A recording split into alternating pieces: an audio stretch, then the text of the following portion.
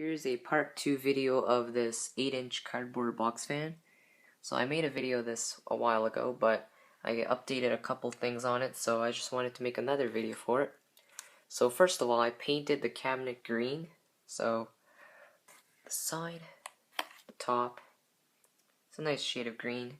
And I put this grill on using yarn.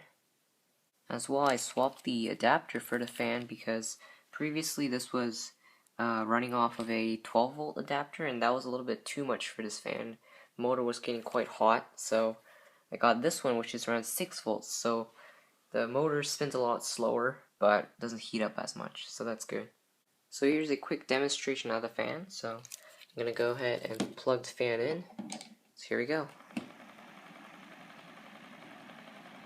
Yeah, the rattling sound has not been resolved, but you know, it still moves a decent amount of air.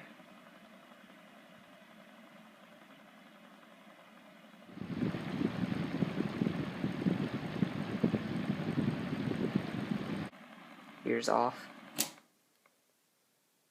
So that's pretty much it for this video on my upgraded 8-inch cardboard box fan. I hope you enjoyed the video, and thanks for watching.